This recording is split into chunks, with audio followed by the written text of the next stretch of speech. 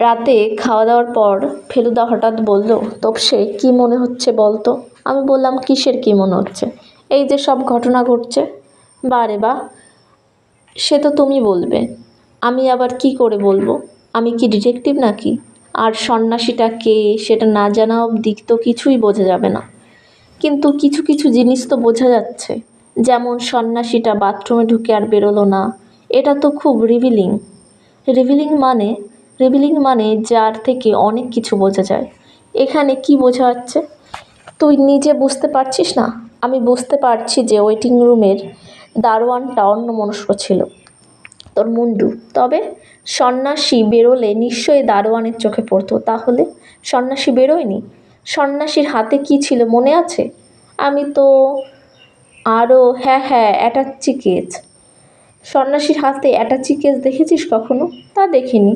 সে সেই তো বলছি, ওটা থেকেই সন্দেহ হয়। কি সন্দেহ হয়? যে সন্ন্যাসী আসলে সন্ন্যাসী নয়। উনি প্যান্ট শার্ট পরা বা কোনো ধুতি পাঞ্জাবি পরা আমাদের মতো অসন্ন্যাসী। আর সেই পোশাক ছিল ওই অ্যাটাচি কেসে। গেরুয়াটা ছিল ছদ্মবেশ। খুব খুব সম্ভবত তারই গোপটাও। বুঝেছি। সেগুলো বাক্সে পুরে নিয়েছে আর অন্য পোশাক পরে বেরিয়ে এসেছে, তাই দারোয়ান ওকে চিনতে পারেনি। গুড, এইবার মাথা খুলেছে। কিন্তু আজ সকালে তাহলে কে তোমার গায়ে কাগজ ছুঁড়ে মারল? হয়তো ও নিজেই, না হয় ওর কোনো লোক স্টেশনের আশেপাশে ঘোরাফেরা করছিল।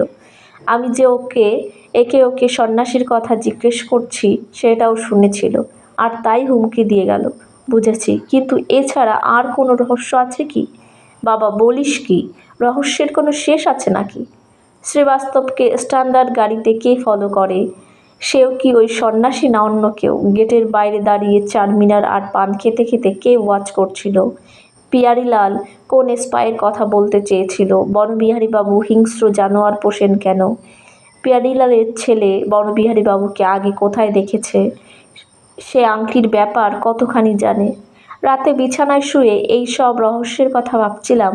ফেলুদা একটা নীল খাতায় কি যেন সব লিখল। তারপরে 10:30টায় শুয়ে পড়ল। আর শোবার কিছুক্ষণ পরেই জোরে জোরে নিঃশ্বাস। বুঝলাম ও ঘুমিয়ে পড়েছে। দূর থেকে রামলীলার ঢাকের শব্দ ভেসে আসছে। একবার একটা জানোয়ারের ডাক শুনলাম, হয়তো শেয়াল কিংবা কুকুর। কিন্তু হঠাৎ কেন জানি সেই হায়নার হাসির কথা মনে হলো। বনবিহারীবাবু যে হিংস্র জানোয়ার পোষেন তাতে ফেলুদার আশ্চর্য হবার কি আছে? সবসময় কি সব জিনিসের পেছনে লুকোনো কারণ থাকে? অনেক রকম অদ্ভুত অদ্ভুত শখের কথা তো শুনতে পাওয়া যায়। বনবিহারীবাবুর চিড়িয়াখানাও হয়তো সেই রকম একটা অদ্ভুত শখের নমুনা। এই সব ভাবতে ভাবতে কখন যে ঘুমিয়ে পড়েছি আর কখন যে আবার ঘুমটা ভেঙে গেছে তা জানি না। জাগতেই মনে হলো চারিদিকে ভীষণ নিস্তব্ধ। ঢাকের বাজনা থেমে গেছে। কুকুর শেয়াল কিছুই ডাকছে না। খালি ফেলুদার জোরে জোরে নিঃশ্বাস ফেলার শব্দ, আর মাথার পেছনে টেবিলের ওপর রাখা টাইম পিসটার টিকটিক শব্দ। আমার চোখটা পায়ের দিকে জানলায় চলে গেল। জানলা দিয়ে রোজ রাত্রে দেখেছি আকাশ আর আকাশের তারা দেখা যায়। আজ দেখি আকাশের অনেকখানি ঢাকা। একটা অন্ধকার মতে কি যেন জানলার প্রায় সমস্তটা জুড়ে দাঁড়িয়ে আছে। ঘুমের ঘোরটা পুরো কেটে যেতেই বুঝতে পারলাম সেটা একটা মানুষ জানলার গরদ ধরে দাঁড়িয়ে আমাদের ঘরের ভেতর দেখছে। যদিও ভয় করছিল সাংঘাতিক, তবু লোকটার দিক থেকে চোখ ফেরাতে পারলাম না। আকাশে তারা অল্প অল্প থাকলেও ঘরের ভেতর আলো নেই, তাই লোকটার মুখ দেখা অসম্ভব। কিন্তু এটা বুঝতে পারছিলাম যে তার মুখের নিচের দিকটা, মানে নাক থেকে থুতনি অবধি, একটা কালো কাপড়ে ঢাকা। এবার দেখলাম লোকটা ঘরের ভিতর হাত ঢুকিয়েছে। তবে শুধু হাত নয়, হাতে একটা লম্বা ডান্ডার মতো জিনিস রয়েছে। একটা মিষ্টি অথচ কড়া গন্ধ এইবার আমার নাকে এলো। একে ভয়তেই প্রায় দম বন্ধ হয়ে আসছিল। এখন হাত পা কীরকম যেন অবশ হয়ে যাচ্ছে। আমার মনে যত জোর আছে সবটা একসঙ্গে করে শরীরটা প্রায় একদম না নাড়িয়ে আমার বাঁ হাতটা আমার পাশেই ঘুমন্ত ফেলুদার দিকে এগিয়ে দিলাম। আমার চোখ কিন্তু জানলার দিকে। লোকটা এখনও হাতটা বাড়িয়ে রয়েছে। গন্ধটা বেড়ে চলেছে। আমার মাথা ভো ভো করছে। আমার হাতটা ফেলুদার কোমরে ঠেকলো। আমি একটা ঠেলা দিলাম। ফেলুদা একটু নড়ে উঠল। নড়তেই ক্যাচ করে খাটের একটা শব্দ হলো, আর সেই শব্দটা হতেই জানলার লোকটা হাওয়া। ফেলুদা ঘুমো ঘুমো গলায় বলল, খোঁচা মারছিস কেন? আমি শুকনো গলায় কোনো রকমের ঢোক গিলে বললাম, জানলায়। কে জানলায়? ইস, গন্ধ কিসের? বলেই ফেলুদা এক লাফে উঠে জানলার সামনে গিয়ে দাঁড়ালো। তারপর কিছুক্ষণ একদৃষ্টে বাইরের দিকে চেয়ে থেকে ফিরে এসে বলল, কি দেখলি ঠিক করে বলতো? আমি তখন প্রায় কাঠের মতো পড়ে আছি। কোনো মতে বললাম, একটা লোক, হাতের ডান্ডা ঘরের ভেতর, হাত বাড়িয়েছিল। হ্যাঁ বুঝেছি, লাঠির ডগায় ক্লোরোফিল ছিল, আমাদের অজ্ঞান করবার তালে ছিল। কেন? বোধহয় আরেক আংটি চোর ভাবছে এখনও আংটি এখানেই আছে। যাকগে, তুই এই ব্যাপারটা আর বাবা কাকাকে বলিস না, মিথ্যে নার্ভাস হয়ে আমার কাজটাই ভেস্তে যাবে। পরের দিন সকালে বাবা ধীরু কাকা দুজনেই বললেন যে আর বিশেষ কোনো গোলমাল হবে বলে মনে হচ্ছে না। আংটি উদ্ধারের ভার পুলিশের ওপর দিয়ে দেওয়া হয়েছে। ইন্সপেক্টর গড়গড়ি কাজ শুরু করে দিয়েছেন। পুলিশে আংটি খুঁজে পেলে ফেলুদার ওপর টেক্কা দেওয়া হবে, আর তাতে ফেলুদার মনে লাগবে। এই ভেবে আমি মনে মনে প্রার্থনা করলাম, পুলিশ যেন কোনো মতেই আংটি খুঁজে না পায়, সেই ক্রেডিটটা যেন ফেলুদারই হয়। বাবা বললেন, আজ তোমাদের আরও কয়েকটা জায়গা দেখিয়ে আনবো ভাবছি। ঠিক হলো, দুপুরে খাওয়ার পর বেরোনো হবে। কোথায় যাওয়া হবে সেটা ঠিক করে দিলেন বনবিহারীবাবু। আমরা সবে খেয়ে উঠেছি, এমন সময় বনবিহারীবাবু এসে হাজির। বললেন, আপনাদের বাড়ির দিনে ডাকাতি খবর পেয়ে চলে এলাম। একটা ভালো দেখে হাউন্ড পুষলে কেলেঙ্কারি হতো না। সাধু বাবার উদ্দেশ্যে সাধু না অসাধু সেটা বুঝতে একটা ওয়েল ট্রেন্ড যেত হাউন্ডে লাগতো ঠিক 5 সেকেন্ড। যাক, চোর পালানোর পর আর বুদ্ধি দিয়ে কী হবে বলুন। বনবিহারীবাবুর সঙ্গে কাগজে মোড়া পান নিয়ে এসেছেন। বললেন, লখনৌ শহরের বেস্ট পান, খেয়ে দেখুন। এক বেনারস ছাড়া আর কোথাও পাওয়া যায় না এই জিনিস। আমি মনে মনে ভাবছি, বনবিহারীবাবু যদি বেশিক্ষণ থাকেন তাহলে আমাদের বাইরে যাওয়া ভেস্তে যাবে। এমন সময় উনি নিজেই বললেন, বাড়িতে থাকছেন না বেরোচ্ছেন? বাবা বললেন, ভেবেছিলাম এদের নিয়ে একটা কিছু দেখিয়ে আনবো। ইমামবাড়া ছাড়া তো আর কিছুই দেখা হয়নি এখনো। রেসিডেন্স দেখনি এখনো? প্রশ্নটা আমাকে করলেন ভদ্রলোক। আমি মাথা নেড়ে বললাম, না। মিউটিনি সম্বন্ধে আমার থরো নলেজ আছে। তারপর ধীরু কাকার দিকে ফিরে বললেন, আমার কেবল একটা জিনিস জানার কৌতূহল হচ্ছে, আংটিটা কোত্থেকে গেল? সিন্ধুকে রেখেছিলেন কি? ধীরু কাকা বললেন, সিন্ধুক আমার নেই, একটা গোদরেজের আলমারি খুলে নিয়ে গেছে। চাবি অবশ্যই আমার পকেটেই ছিল, বোধহয় ডুপ্লিকেট চাবি দিয়ে খুলেছে। শুনলাম বাক্সটা নাকি রেখে গেছে। হ্যাঁ, ভেরি স্ট্রেঞ্জ। বাক্স দেরাজে ছিল। হ্যাঁ, দেরাজ ভালো করে খুঁজে দেখেছেন তো? তন্ন তন্ন করে। কিন্তু একটা জিনিস তো করতে পারেন, আলমারির হাতলে বাক্সটার গায়ে ফিঙ্গারপ্রিন্ট আছে কি না সেটা তো। থাকলে সবচেয়ে বেশি থাকবে আমারই আঙুলের ছাপ, ওতে সুবিধে হবে না। বনবিহারীবাবু মাথা নেড়ে বললেন, খাসার লোক ছিলেন বাবা পিয়াইলাল, আংটিটা ইনশিওর পর্যন্ত করেননি। আর যাকে দিয়ে গেলেন তিনিও অবশ্যই অথৈবচ। যাক, হাড়ের ডাক্তার, এবার হাড়ে হাড়ে শিক্ষা হয়েছে। এবার আর আমাদের টাঙ্গায় যাওয়া হলো না। বনবিহারীবাবুর গাড়িতেই সবাই উঠে পড়লাম। ফেলুদা আর আমি সামনে ড্রাইভারের পাশে বসলাম। ক্লাইভ রোড দিয়ে যখন যাচ্ছি তখন বনবিহারীবাবু আমাদের দুজনকে উদ্দেশ্য করে বললেন, তোমরা এখানে এসে এমন একটা রহস্যের ব্যাপারে জড়িয়ে পড়বে ভেবেছিলে কি? আমি মাথা নেড়ে না বললাম। ফেলুদা খালি হি হি করে একটু হাসলো। বাবা বললেন, ফেলুবাবুর অবশ্যই পোয়া 12, কারণ ওর এসব ব্যাপারে খুব ইন্টারেস্ট। ও হলো যাকে বলে শখের ডিটেকটিভ বটে। বনবিহারীবাবু যেন খবরটা শুনে খুবই অবাক আর খুশি হলেন। বললেন, ব্রেনের ব্যায়ামের পক্ষে ওটা খুব ভালো জিনিস। তার রহস্যের কিছু কিনারা করতে পারলেন ফেলুবাবু?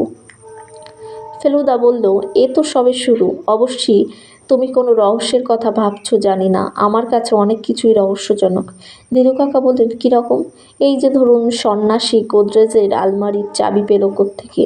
তারপর বাড়িতে চাকর বাকর থাকতে সে সন্ন্যাসীর এত সাহস বা হবে কোত্থেকে যে সে একেবারে আপনার বেডরুমে গিয়ে ঢুকবে?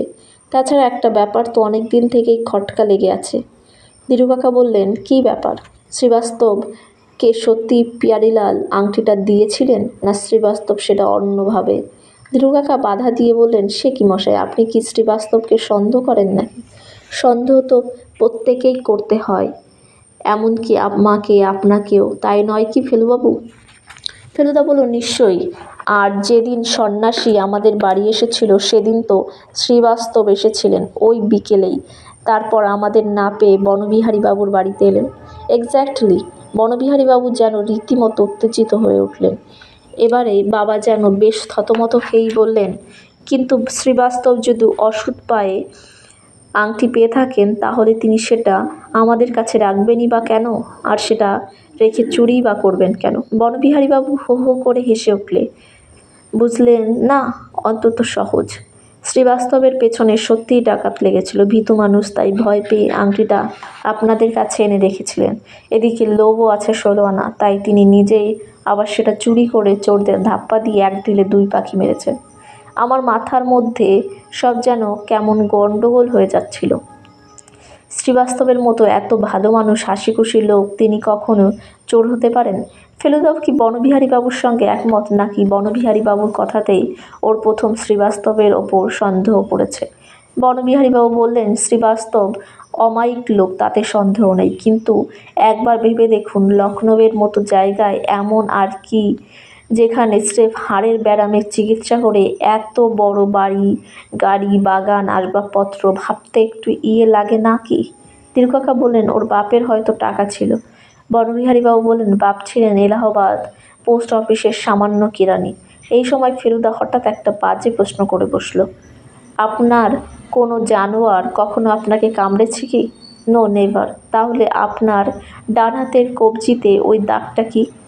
হো হো করে বাবা, তুমি তো খুব ভালো লক্ষ্য করেছো, কারণ ও দাগটা সচরাচর আমার আস্তিনের ভেতরেই থাকে। ওটা হয়েছিল ফেন্সিং করতে গিয়ে। ফেন্সিং বোঝো? ফেলুদা, কেন, আমিও জানতাম। ফেন্সিং কাকে বলে? রেপিয়ার বলে একরকম সরু লম্বা তলোয়ার দিয়ে খেলা দেখানোকে বলে ফেন্সিং। ফেন্সিং করতে গিয়ে হাতে খোঁচা খাই, এটা সেই খোঁচার দাগ। রেসিডেন্সিটা সত্যিই একটা দেখবার জিনিস। প্রথমত জায়গাটা খুব সুন্দর, চারিদিকে বড় বড় গাছপালা, তার মাঝখানে এখানে ওখানে এক একটা মিউটিনির আমলে সাহেবদের ভাঙা বাড়ি, গাছগুলোর ডালে দেখলাম ঝাঁকে ঝাঁকে বাদর। লখনউ শহরে বাদরের কথা আগেই শুনেছি, এবার নিজের চোখে তাদের কাণ্ড কারখানা দেখলাম। কতগুলো রাস্তার ছেড়ে গুলতি দিয়ে বাদরগুলোর দিকে তাক করে ইট মারছিল। বনবিহারীবাবু তাদের কষে ধমক দিলেন, তারপর আমাদের বললেন, জন্তু জানোয়ারের ওপর দুর্ব্যবহারটা আমি সহ্য করতে পারি না। আমাদের দেশে এই জিনিসটা সবচেয়ে বেশি দেখা যায়। ইতিহাসে সিপাহী বিদ্রোহের কথা পড়েছি। রেসিডেন্সি দেখার সময় সেই বইয়ে পড়া ঘটনাগুলি চোখের সামনে ভেসে উঠল। একটা বড় বাড়ির ভেতর আমরা ঘুরে ঘুরে দেখছি, আর বনবিহারীবাবু বর্ণনা দিয়ে চলেছে, সেপাই মিউটিনির সময় লখনউ শহরে নবাবদেরই রাজত্ব। ব্রিটিশরা তাদের সৈন্য রেখেছিলেন এই বাড়িটার ভেতরেই। স্যার হেনরি লরেন্স ছিলেন তাদের সেনাপতি। বিদ্রোহ লাগলো দেখে প্রাণের ভয়ে লখনউ শহরের যত সাহেব মেম সাহেব একটা হাসপাতালের ভিতর গিয়ে আশ্রয় নিল। কদিন খুব লড়েছিল, কিন্তু আর শেষটায় পেরে উঠল না। সেপাই এর গুলিতে তার মৃত্যু হলো। আর তারপরে ব্রিটিশদের কী দশা হলো সেটা এই বাড়ির চেহারা দেখেই কিছুটা আন্দাজ করতে পারছো। স্যার কলিন ক্যাম্বেল যদি শেষটায় টাটকা সৈন্য সামন্ত নিয়ে না এসে পড়তেন তাহলে ব্রিটিশদের দফা রফা হয়ে যেত। এই ঘরটা ছিল বিলিয়ার্ড খেলার ঘর। দেওয়ালে সেপাইদের গোলা লেগে কী অবস্থা হয়েছে দেখো। আর ফেলুদাই তন্ময় হয়ে বনবিহারীবাবুর কথা শুনছিলেন। আর 200 বছরের পুরনো পাতলা অথচ মজবুত ইটের তৈরি ব্রিটিশদের ঘরবাড়ি ভগ্নাবশেষ দেখছিলাম। এমন সময় ঘরের দেওয়ালে একটা ফুটো দিয়ে হঠাৎ কী একটা জিনিস তীরের মতো এসে ফেলুদার কান ঘেঁষে থাই করে পেছনের দেওয়ালে লেগে মাটিতে পড়ল। চেয়ে দেখি সেটা একটা পাথরের টুকরো। তার পর মুহূর্তে বনবিহারী একটা হ্যাঁচকা টানে ফেলুদাকে তার দিকে টেনে নিলেন। আর ঠিক সেই সময় আরেকটা পাথর এসে আবার ঘরের দেওয়ালে লেগে মাটিতে পড়ল। পাথরগুলো যে গুলতি দিয়ে মারা হয়েছে সে বিষয়ে কোনো সন্দেহ নেই। বনবিহারীবাবুর বয়স হলেও এখনও যে কত চটপটে সেটা এবার বেশ বুঝতে পারলাম। উনি এক লাফে দেওয়ালের একটা বড় গর্তের ভেতর দিয়ে গিয়ে বাইরের ঘাসে পড়লেন। আমি আর ফেলুদাও অবশ্যই তক্ষুনি লাফিয়ে গিয়ে ওর কাছে পৌঁছালাম, আর গিয়েই দেখলাম যেদিক দিয়ে পাথর আসছে সেই দিকেই বেশ খানিকটা দূরে একটা লাল ফেস টুপি আর কালো কোট পরা দাড়িওয়ালা লোক দৌড়ে পালাচ্ছে। ফেলুদা আর এক মুহূর্ত সময় নষ্ট না করে সোজা লোকটার দিকে ছুটল। আমি ফেলুদার পেছন পেছন যাব বলে পা বাড়িয়েছিলাম, কিন্তু বনবিহারীবাবু আমার জামার আস্তেনটা ধরে বলল, তুমি এখনও স্কুল বয় তপেশ, তোমার এসব গোলমালে মধ্যে না যাওয়াই ভালো। কিছুক্ষণ পরে ফেলুদা ফিরে এলো। বনবিহারীবাবু বললেন, ধরতে পারলে? না, অনেকটা ডিস্টেন্স। একটা কালো স্ট্যান্ডার্ড গাড়িতে উঠে ভেগেছে লোকটা। বনবিহারীবাবু চাপা গলায় বললেন, স্কাউন্ডেল। তারপর আমাদের দুজনের পিঠে হাত দিয়ে বললেন, চলো, আর এখানে থাকা ঠিক হবে না। একটু এগিয়ে গিয়ে বাবা আর ধীরু কাকার সঙ্গে দেখা হলো। বাবা বললেন, ফেলু, এত হাঁপাচ্ছ কেন? বনবিহারীবাবু বললেন, ওর বোধহয় গোয়েন্দাগিরিটা বেশি না করাই ভালো, মনে হচ্ছে ওর পেছনে গুন্ডা লেগেছে। বাবা আর ধীরু কাকা দুজনেই ঘটনাটা শুনে বেশ ঘাবড়ে গেলেন। তখন বনবিহারীবাবু হাসতে হাসতে বললেন, চিন্তা করবেন না, আমি রসিকতা করছিলাম। আসলে পাথরগুলো আমাকে লক্ষ্য করেই মারা হয়েছিল। ওই যে ছোকরাগুলোকে তখন ধমক দিলাম, এ হচ্ছে তারই প্রতিশোধ। তারপর ফেলুদার দিকে ঘুরে বললেন, তবে তাও বলছি ফেলুবাবু, তোমার বয়সটা কাঁচাই। বিদেশ বিভুঁইয়ে একটা গোলমালে জড়িয়ে পড়বে, সেটা কি ভালো হবে? এবার থেকে একটু খেয়াল করে চলো। কথা শুনে ফেলুদা চুপ করে রইল। গাড়ির দিকে হাঁটার সময় দুজনে একটু পিছিয়ে পড়েছিলাম। সেই সুযোগে ফেলুদাকে ফিসফিস করে বললাম, পাথরটা তোমাকে মেরেছিল না ওকে? ফেলুদা দাঁতে দাঁত চেপে বলল, ওকে মারলে কি উনি চুপ করে থাকতেন নাকি? হল্লা টল্লা করে রেসিডেন্সির বাকি ইট কটা খসিয়ে দিতেন না? আমারও তাই মনে হয়। তবে একটা জিনিস পেয়েছি, লোকটা পালানোর সময় ফেলে গিয়েছিল। কী জিনিস? ফেলুদা পকেট থেকে একটা কালো জিনিস বার করে দেখালো। ভালো করে দেখে বুঝলাম সেটা একটা নকল গোঁফ, আর তাতে এখনও শুকনো আঠা লেগে আছে। গোঁফ আর আবার পকেটে রেখে ফেলুদা বলল, পাথরগুলো যে আমাকেই মারা হয়েছে সেটা ভদ্রলোক খুব ভালোভাবেই জানে। তাহলে বললেন না কেন? হয় আমাদের নার্ভাস করতে চান না, আর না হয় কি? ফেলুদা উত্তরের বদলে মাথা বাঁকিয়ে একটা তুড়ি মেরে বলল, কেসটা জমেও আসছে রে তপেশ। তুই এখন থেকে আর আমাকে একদম ডিস্টার্ব করবি না। বাকি দিনটা ও আর একটাও কথা বলেনি আমার সঙ্গে। বেশিরভাগ সময় বাগানে পায়চারি করেছে, আর বাকি সময়টা ওর নীল নোটবইতে হিজিবিজি কী সব লিখেছে। ও যখন বাগানে ঘুরছিল তখন আমি একবার লুকিয়ে লুকিয়ে বইটা খুলে দেখেছিলাম, কিন্তু একটা অক্ষরও পড়তে পারিনি, কারণ সেরকম অক্ষর এর আগে আমি কখনো দেখিনি। টাঙ্গায় উঠে ফেলুদা দারোয়ানকে বলল, হজরতগঞ্জ। আমি বললাম, সেটা আবার কোন জায়গা? এখানকার চৌরঙ্গি। শুধু নবাবী আমলের জিনিসপত্র ছাড়াও তো শহরে দেখবার জিনিস আছে। আজ একটু দোকান টোকান ঘুরে দেখব। গতকাল রেসিডেন্সি থেকে আমরা বনবিহারীবাবুর বাড়িতে কফি খেতে গিয়েছিলাম। সেই সুযোগে ওর চিড়িয়াখানাটা আরেকবার দেখে নিয়েছিলাম। সেই হায়না, সেই র্যাটল স্নেক, সেই মাকড়সা, সেই বনবিড়াল, সেই কাঁকড়া বিছে। বৈঠকখানায় বসে কফি খেতে খেতে ফেলুদা একটা দরজার দিকে দেখিয়ে বলল, ও দরজাটায় সেদিনও তালা দেখলাম, আজও তালা। বনবিহারীবাবু বললেন, হ্যাঁ, ওটা একটা এক্সট্রা ঘর। এসে অবধি তালা লাগিয়ে রেখেছি। খোলা রাখলেই ছাড়পোছের হাঙ্গামা এসে যায়, বুঝলে না? ফেলুদা বলল, তাহলে তালাটা নিশ্চয়ই বদল করা হয়েছে, কারণ এটাই তো দেখছি মরচে ধরেনি। বনবিহারীবাবু ফেলুদার দিকে একটু হাসি হাসি অথচ তীক্ষ্ণ দৃষ্টি দিয়ে বললেন, হ্যাঁ, এর আগেরটায় এত বেশি মরচে ধরেছিল যে ওটা বদলাতে বাধ্য হলাম। বাবা বললেন, আমরা ভাবছিলাম হরিদ্বার লক্ষ্মণঝুলাটাও এই ফাঁকে সেরে আসব। বনবিহারীবাবু পাইপ ধরিয়ে একটা লম্বা টান দিয়ে কড়া গন্ধওয়ালা ধোঁয়া ছেড়ে বললেন, কবে যাবেন? পরশু যদি যান তো আমিও আসতে পারি আপনাদের সঙ্গে। আমার এমনিতেই সেই 12 ফুট অজগর সাপটা দেখার জন্য একবার যাওয়া দরকার। আর ফেলুবাবুও যেভাবে গোয়েন্দাগিরি শুরু করেছেন, কয়েকদিনের জন্য শহর ছেড়ে কোথাও যেতে পারলে বোধহয় সকলেরই মঙ্গল। ধীরু কাকু বললেন, আমাদের তো শহর ছেড়ে যাওয়ার উপায় নেই, তোমরা কজন ঘুরে আসো। ফেলু, তপেশ দুজনেরই লক্ষ্মণ ঝুলা না দেখে ফিরে যাওয়া উচিত হবে না। বনবিহারীবাবু বললেন, আমার সঙ্গে গেলে আপনাদের একটা সুবিধা হবে, আমার চেনা ধর্মশালা আছে, এমনকি হরিদ্বার থেকে লক্ষ্মণ ঝুলা যাবার গাড়িরও ব্যবস্থা আমি চেনাশোনার মধ্যে করে দিতে পারবো। এখন আপনারা ব্যাপারটা ডিসাইড করুন। ঠিক হলো, পরশু শুক্রবারই আমরা রওনা হব। দুদিন আগে যদি বনবিহারীবাবু বলতেন আমাদের সঙ্গে যাবেন, তাহলে আমার খুবই ভালো লাগতো, কিন্তু আজ বিকেলে রেসিডেন্সির ঘটনার পর থেকে আমার লোকটা সম্বন্ধে মনে একটা কীরকম খটকা লেগে গেছে। তবুও যখন দেখলাম ফেলুদার খুব একটা আপত্তি নেই, তখন আমিও মনটাকে যাবার জন্য তৈরি করে নিলাম। আজ সকালে উঠে ফেলুদা বলল, দাড়ি কামাবার ব্লেড ফুরিয়ে গেছে, ওখানে গিয়ে মুশকিলে পড়ে যাব, চল ব্লেড কিনে আনি গে। তাই দুজনেই টাঙা করে বেরিয়েছি। হযরতগঞ্জে নাকি সব কিছুই পাওয়া যায়। কাল থেকেই দেখছি ফেলুদা আংটি নিয়ে আর কিছুই বলছে না।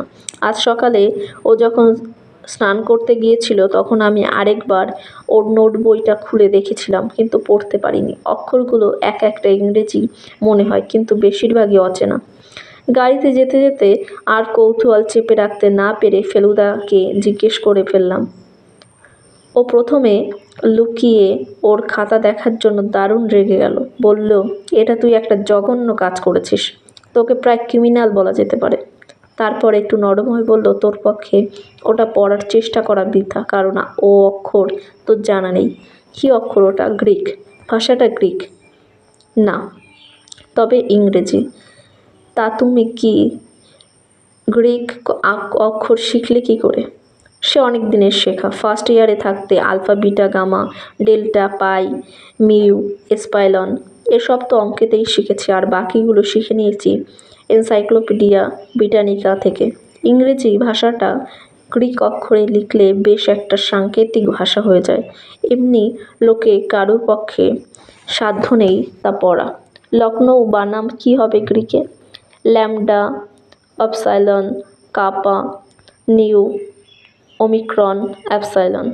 সি আর ডাব্লুটা গ্রিকে নেই, তাই বানামটা হবে LUKNOU। আর ক্যালকাটা বানাম কাপা আলফা ল্যামডা কাপা অ্যাপসাইলন টাউ টাউ আলফা। বাস রে বাস, তিনটে বানাম করতেই পিরিয়ড কাবার। চৌরাঙ্গি বললে অবশ্যই বাড়িয়ে বলা হবে, কিন্তু হযরতগঞ্জের দোকান টোকানগুলো বেশ ভালোই দেখতে। টাঙ্গার ভাড়া চুকিয়ে দিয়ে ফেলুদা আর আমি হাঁটতে আরম্ভ করলাম। ওই তো মনোহরি দোকান ফেলুদা, ওখানে নিশ্চয়ই ব্লেড পাওয়া যাবে, দাঁড়া আগে একটা কাজ সেরে নিই।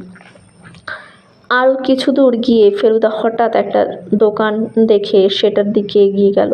দোকানের সামনে লাল সাইনবোর্ডে সোনালি ও উঁচু অক্ষরে লেখা আছে, মালকন ও কোঅ্যান্টিকিউ কিউরিও ডিলার্স। কাচের মধ্যে দিয়ে দোকানের ভিতরটা দেখেই বুঝতে পারছিলাম সেটা সব পুরনো আমলের জিনিসের দোকান। ঢুকে দেখি হরেক রকমের পুরনো জিনিসে দোকানটা গিজগিজ করছে। গয়নাগাটি, কার্পেট, ঘড়ি, চেয়ার, টেবিল, ঝাল লণ্ঠন বাঁধানো ছবি, আরও কত কী। পাকচুলওয়ালা সোনার চশমা পরা একজন বুড়ো ভদ্রলোক আমাদের দিকে এগিয়ে এলেন। ফেলুদা বলল, বাদশাহের আমলের গয়নাগাটি কিছু আছে আপনাদের এখানে? গয়না তো নেই, তবে মুঘল আমলের ঢাল, তলোয়ার, জাজিম, বর্ম এই সব কিছুই আছে, দেখাবো? ফেলুদা একটা কাচের আতরদান হাতে নিয়ে দেখতে দেখতে বলল, পিয়ারিলালের কাছে কিছু মুঘল আমলের গয়না দেখেছিলাম। তিনি তো আপনার খুব বড় খদ্দের ছিলেন, তাই না? ভদ্রলোক যেন অবাক হলেন। বড় খদ্দের? কোন পিয়ারিলাল? কেন, পিয়ারিলাল শেঠ, যিনি কিছুদিন আগে মারা গেলেন। মালিক মাথা নেড়ে বললেন, আমার কাছ থেকে কখনোই কিছু কেনেননি তিনি, আর আমার চেয়ে বড় দোকান এখানে আর নেই। আই সি, তাহলে বোধহয় যখন কলকাতায় ছিলেন তখন কিনেছিলেন, তাই হবে। এখানে বড় খদ্দের বলতে কাকে বলেন আপনি? মালিক মুখ দেখে বুঝলাম বড় খদ্দের তার খুব বেশি নেই। বললেন, বিদেশি ট্যুরিস্ট এসে মাঝে মাঝে ভালো জিনিস ভালো দামে কিনে নিয়ে যায়। এখানে খদ্দের বলতে মিস্টার মেহতা আছে, মাঝে মাঝে এটা সেটা নেন। আর মিস্টার পিটনজি আমার অনেক দিনের খদ্দের, সেদিন 3,000 টাকায় একটা কার্পেট কিনে নিয়ে গেল, খাস ইরানের জিনিস। ফেলুদা হঠাৎ একটা হাতির দাঁতের তৈরি নৌকার দিকে আঙুল দেখিয়ে বললেন, ওটা বাংলাদেশের জিনিস না? হ্যাঁ, মুর্শিদাবাদ। দেখেছিস তপেশ? বজরাটা কেমন বানিয়েছে, সত্যি এত সুন্দর হাতির দাঁতের কাজ করা নৌকা আমি কখনো দেখিনি। বজরার ছাতে শামিয়ানার তলায় নবাব বসে গড়গড়া টানছে, আর দুপাশে পাত্রমিত্র সভাসদ সব বসে আছে, আর সামনে নাচ গান হচ্ছে। 16 জন দাঁড় বাইছে, আর একটা লোক হাল ধরে বসে আছে। তাছাড়া সেপাই বরকন্দাজ সব কিছুই আছে, আর সব কিছুই এত নিখুঁতভাবে করা হয়েছে যে দেখলে তাক লেগে যায়। ফেলুদা বলল, এটা কোত্থেকে পেলেন? এটা বেচলেন মিস্টার বি সরকার, যিনি বাদশাহনগরে থাকেন। উনি মাঝে মাঝে এটা সেটা কিনে নিয়ে যান, ভালো জিনিস আছে ওর কাছে। আই সি, ঠিক আছে, থ্যাংক ইউ। আপনার দোকান ভারী ভালো লাগলো। Good day sir. বাইরে এসে ফেলুদা বলল, বনবিহারীবাবু তাহলে এসব দোকানে যাতায়াত করে? অবশ্যই, সে সন্দেহটা আমার আগেই হয়েছিল, কিন্তু উনি যে বললেন এসব ব্যাপারে ওর কোনো ইন্টারেস্ট নেই। ইন্টারেস্ট না থাকলে পাথর দেখে কেউ বলতে পারে সেটা আসল না নকল? মালিকানি ব্রাদার্সের সামনে দেখি এম্পায়ার বুক স্টল বলে একটা বইয়ের দোকান। ফেলুদা বলল, ওর হরিদ্বার ও লক্ষ্মণঝুলা সম্বন্ধে একটা বই কেনা দরকার। তাই আমরা দোকানটায় ঢুকলাম, আর ঢুকেই দেখি পিয়াইলালের ছেলে মহাবীর। ফেলুদা ফিসফিস করে বলল, ক্রিকেটের বই কিনছে, ভেরি গুড। মহাবীর আমাদের দিকে পিঠ করে দাঁড়িয়ে বই কিনছিল, তাই আমাদের দেখতে পাইনি। ফেলুদা দোকানদারের দিকে এগিয়ে গিয়ে বলল, নেভিল কারাসের কোনো বই আছে আপনাদের? বলতেই মহাবীর ফেলুদার দিকে ফিরে তাকালো। আমি জানতাম নেভিল কারাস ক্রিকেট সম্বন্ধে খুব ভালো ভালো বই লিখেছে। দোকানদার বলল, কোন বইটা খুঁজছেন বলুন তো? সেঞ্চুরিজ বইটি আছে? আজ্ঞে না, তবে অন্য বই দেখাতে পারি। মহাবীর মুখে হাসি নিয়ে ফেলুদার দিকে এগিয়ে এসে বলল, আপনার বুঝছি ক্রিকেটে ইন্টারেস্ট? হ্যাঁ, আপনারও দেখছি। মহাবীর তার হাতের বইটা ফেলুদাকে দেখিয়ে বলল, এটা আমার অর্ডার দেওয়া ছিল, ব্যাটম্যানের আত্মজীবনী। ওহো, এটা পড়েছি, দারুণ বই। আপনার কি মনে হয় রঞ্জি বড় ছিলেন না ব্যাটম্যান? দুজনে ক্রিকেটের গল্পে দারুণ মেতে গেল। কিছুক্ষণ দাঁড়িয়ে কথা বলার পর মহাবীর বলল, কাছেই কোয়ালিটি আছে, আসুন না একটু বসে চা খাই। ফেলুদা আপত্তি করল না। আমরা তিনজনে গিয়ে কোয়ালিটিতে ঢুকলাম। ওরা দুজনে চা আর আমি কোকা কোলার অর্ডার দিলাম। মহাবীর বলল, আপনি নিজে ক্রিকেট খেলেন? ফেলুদা বলল, খেলতাম, স্নো স্পিন বল দিতাম, লখনৌ ক্রিকেট খেলে গেছি। আর আপনি? আমি ডুন স্কুলে ফার্স্ট 11-এ খেলেছি। বাবাও স্কুলে থাকতে ভালো খেলতেন। পিয়াইলালের কথা বলেই মহাবীর কেমন যেন গম্ভীর হয়ে গেল। ফেলুদা চা ঢালতে ঢালতে বলল, আপনি আংটির ঘটনাটা জানেন নিশ্চয়ই? হ্যাঁ, ডক্টর শ্রীবাস্তবের বাড়ি গিয়েছিলাম। উনি বলল, আপনার বাবার যে আংটি ছিল আর উনি যে সেটা শ্রীবাস্তবকে দিয়েছিলেন, সেটা আপনি জানেন তো? বাবা আমাকে অনেক দিন আগেই বলেছিল যে আমাকে ভালো করে দেবার জন্য শ্রীবাস্তবকে উনি একটা কিছু দিতে চান। সেটা যে কি, সেটা অবশ্যই আমি মারা যাবার পর শ্রীবাস্তবের কাছেই জেনেছি। তারপর হঠাৎ ফেলুদার দিকে তাকিয়ে মহাবীর বলল, কিন্তু আপনি এ ব্যাপারে এত ইন্টারেস্ট নিচ্ছেন কেন? ফেলুদা একটু হেসে বলল, ওটা আমার একটা শখের ব্যাপার। মহাবীর চায়ে চুমুক দিয়ে একটু যেন অন্যমনস্ক হয়ে পড়ল। ফেলুদা বলল, আপনার বাড়িতে আর কে থাকেন? আমার এক বুড়ি পিসিমা আছেন, আর চাকর বাকর কি পুরনো? সবাই আমার জন্মের আগে থেকে আছে, অর্থাৎ কলকাতায় থাকার সময় থেকে। প্রীতম সিং বেয়ারা আছে আজ 35 বছর। আংটিটার মতো আর কোনো দামি জিনিস ছিল আপনার বাবার কাছে?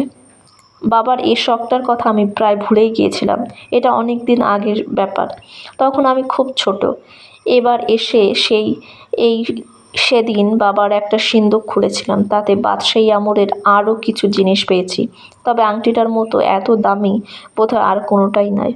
আমি স্ট্র দিয়ে আমার ঠান্ডা কোকা কোলায় চুমুক দিলাম। মহাবীর একটুক্ষণ চুপ করে থেকে গলাটা একটু নামিয়ে নিয়ে বলল, প্রীতম সিং একটা অদ্ভুত কথা বলেছে আমাকে। ফেলুদা চুপ করে অপেক্ষা করতে লাগলো। রেস্টুরেন্টের চারিদিকে একবার চোখ বুলিয়ে নিয়ে ফেলুদার দিকে একটু ঝুঁকে পড়ে মহাবীর বলল, বাবার যেদিন দ্বিতীয়বার অ্যাটাক হয়, সেদিন সকালে অ্যাটাকটা হবার কিছু আগেই প্রীতম সিং বাবার ঘর থেকে বাবারই গলায় একটা আর্তনাদ শুনতে পেয়েছিলেন বটে, কিন্তু প্রীতম সিং তখন খুব বিচলিত হয়নি, কারণ বাবার মাঝে মাঝে কোমরে একটা ব্যথা হতো।